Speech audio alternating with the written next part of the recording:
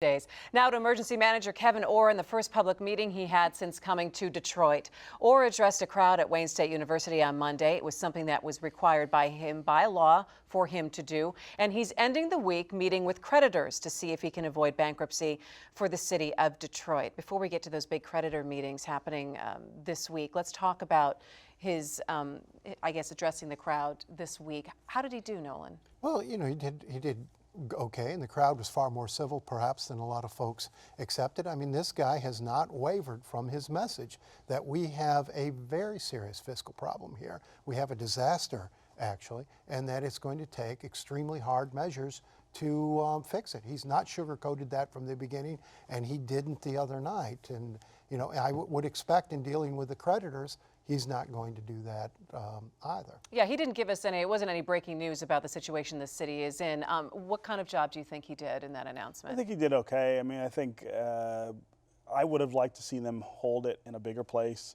let more people in. I mean, I think anything you do that shuts people out lends credence to this perception of that trying to hide somehow something. You're an overlord here, not responsive to people. But I mean, he was very responsive to the people who asked questions, and he didn't mince words. You know, I mean, people asked some pretty tough questions of him, and he said, "Look, this is the situation we're in. Here's how we got here, and here's how I plan to get us out." I think at this point, we can't do anything but give him some credit and give him a little leeway to see how this works. I mean, we've given everyone else 30, 40, 50 years to screw it up. This guy's had 2 months, and he's already got a plan to turn it around. Yeah, and the more you look at this, and we've said this before, the more it looks like bankruptcy. The pension funds, one of the key creditor groups he's going to be meeting with, set aside $5 million out of that pension fund to fight anything Kevyn Orr tries to do in terms of the pension fund. I mean, the first step he should take would be to disband that board and turn the pension fund over to the state system, as have been done in Flint and other places. He's got to get, it's corrupt. They're going to fight him with the retirees' own money. He needs to get out from under that before he gets to bankruptcy court. All right, so he's got these meetings. What do these meetings look like? You know, I'm not sure we've ever seen meetings quite like this. The way that he describes it, everybody will be in the same room and everybody will get the plan at the same time. And part of the strategy here, I think, is to have the pensioners and the other retirees on one side of the table and the banks on the other side, and try to get them to see that anything more they want has got to come from the other side. That there's no money on the city's side here. There's nothing more they can do. Both sides are going to have to take substantial hits. And there's no creditors committee under Chapter 9, so he's dealing with them as a group rather than as a committee that's picked a representative to negotiate with them, which is more common in a private bankruptcy. So, I mean, this thing could really be. I mean, it could really get out of hand. It'll be interesting to see how many people just get up and walk out and say, you know what, we'll see you in court. We're not going to accept the terms of this. It's absurd. I've heard some of the numbers being sort of passed around. They are very, very low. Everybody is going to take a huge, huge hit according to this plan. And there may be some people who just say, I'm not going to. And if the offer is too low, I mean, if it's 10 cents on the dollar, like as we've heard, or even 30 cents on the dollar, as other reports have said, what's their incentive to take it and stay out of bankruptcy court? How much worse can they do in bankruptcy court? Okay, so say that it does go to Chapter 9 and goes to bankruptcy, and so many people have been talking about, well, you know, GM had to go through bankruptcy, you know, so perhaps Detroit would have to go through the same thing. Why is that different? Why can't we compare Detroit and a potential bankruptcy here to the bankruptcy of GM? I mean, for starters, the rules are different. I mean, GM was a publicly traded but private business company that went through bankruptcy, Chapter 7, I think it was. This is go through Chapter 9, which is for municipalities. And the truth is, the creditors, one of the things the creditors will have in mind is that Chapter 9 is structured to favor the city very, very heavily. Creditors cannot come into court under Chapter 9 and with their own plan for remedying the city's debt. The plan that Kevyn is giving them on Friday will be the plan that's the basis for the municipal bankruptcy. So there are a lot of reasons that I think he sees that as a hammer he can use against the creditors, against the pensioners, to say, if we go to the court, it's going to be my show anyway. This is the best I can do for you. You ought to take it. But GM was a prepackaged bankruptcy. They had most of the creditors, as was Chrysler, most of the creditors on board before it ever went to court. It's going to be tough to get all of these individual creditors on board before it goes to court in a prepackaged bankruptcy. I think this is going to look more like a traditional bankruptcy. It's going to drag on and on and on. It's not going to be settled in 18 months, as Kevyn Orr would hope. This is going to extend well beyond his tenure. It's going to cost a fortune. It's going to be really tragic for the city. You know, and it's going to bring in, again, those jewels of the city that people keep talking about, whether it's the DIA or Kevyn Orr did, again, mention Belle Isle and the possibility of leasing that out as well. That's a done deal, I think. That Belle Isle is going to be leased. But that's $6 million. You know, that's Which not, is about 15 billion. yeah, tiny fraction. That's $6 million on a, you know, towards the operating deficit of what, 150 million. So I mean, it's a good move. You got to say $1 million here and $1 million there. It adds up, but there's going to be some big actions taken, and it's not going to be painless for the people. All right, well, let's move on. Let's turn now to the man behind the NSA leak. News that the government collects phone logs of millions of Americans without warrants, among other vast data mining around the world, has people talking about privacy. The source of the leak?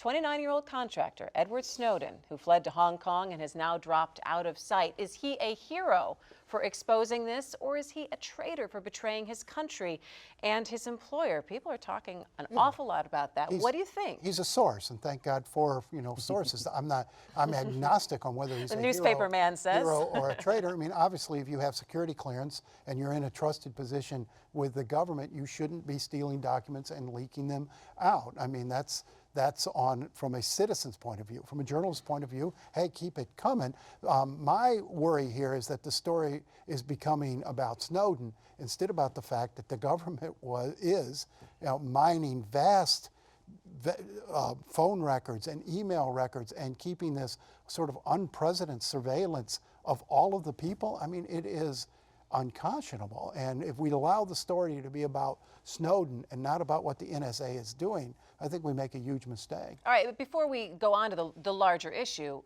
do you think that he is just a source, like Nolan said, or should he be punished? He's clearly a source. I mean, he may have also committed espionage, which he should be punished for if they can catch him.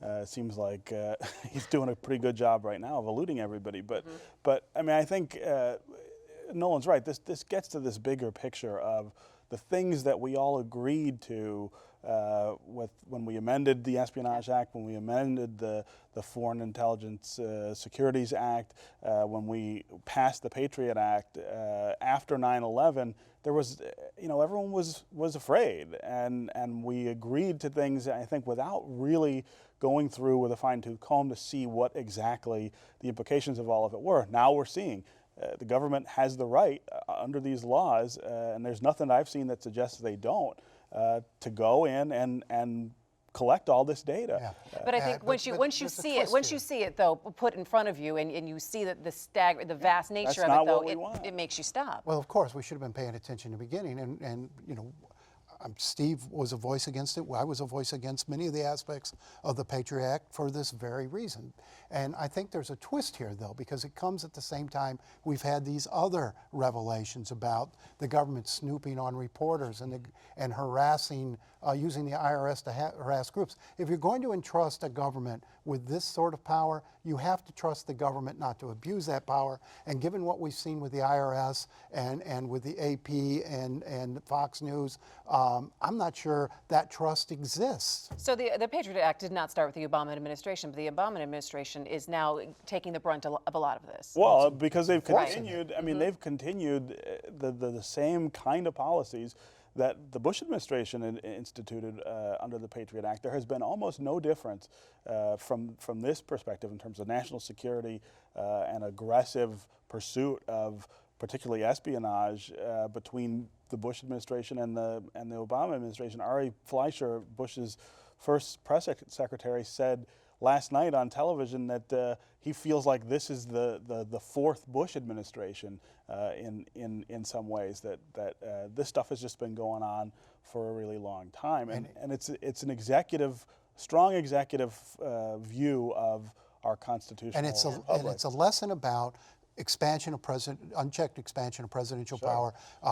No president, never whether get it back. they never give it up. No, that's right. All right. Well, let's real quick talk about some interesting moves in Lansing. A new Medicaid expansion bill is moving, much to the Tea Party's dismay. And big gas prices may mean no one really wants to talk about gas taxes for road repair. So let's go ahead and talk first about Medicaid and what's going on. Well, they've put a compromise. The House Republicans have, to their credit, put a compromise bill on the table. They address a number of the concerns Democrats have had. They address most of the issues Rick Snyder wanted. And you remember, just a week or two ago, we were talking about, oh, well, Rick Snyder has lost control of the legislature, can't get his agenda passed. Well, here you go. This bill will probably pass with bipartisan votes. It won't get all Republicans to vote for it, won't get all Democrats to vote for it, but I think they're going to cobble together a majority, and sometime in the next week or two, we're going to have a Medicaid expansion bill. Tea Party groups aren't very thrilled. They wrote a letter to the governor and said, well, we're not going to support you. Is that a big problem for him? Well, they're going to go to vote for Mark Schauer next year. I mean, he's got to learn. Probably not. He's got to learn that one of the cudgels he has is that he represents them for better or worse, and they don't have a lot of options elsewhere. They don't have the money to challenge him in a primary, so it's not a real threat. So is the Medicaid expansion bill, is this a good compromise? I think it's a decent compromise, and it shows. I think it shows that the governor is starting to learn how to do this sort of thing, how to compromise and put bipartisan coalitions together when he can't get his own caucus to go along in unison. And he shouldn't have to. The bill shouldn't have to pass only with one party. They've done almost everything that way. You've got opposition from folks, from some Republicans who rightly worry about adding $2 billion in cost to the state with no guarantee that the federal government's going to always pick it up. That suddenly falls on the state budget. Goodbye higher ed, goodbye K-12. It's going to consume the whole budget. Also, and you have Democrats worried about some of the provisions that would require Medicaid recipients to pay part of their own health care in in 4 years, I guess it is. So, I mean, there's worry on both sides. This is a good middle ground. It's a decent compromise, and I would say it's a feather in his cap if he gets it done. He's still got two other big things on his agenda that need to be done, so let's hold the applause yet. Okay, well, hold the applause yet, and still nothing for roads right now, Nothing. especially when you look at the gas prices right now. They're also working on that deal. Yeah. They're also working on that deal. I think he's learning how to do that, and that's a very important milestone for this governor, who has so far not had to do this in the previous 2 years. But credit to legislative leadership as well. I mean, they're listening. They are working together, and they're working toward the middle.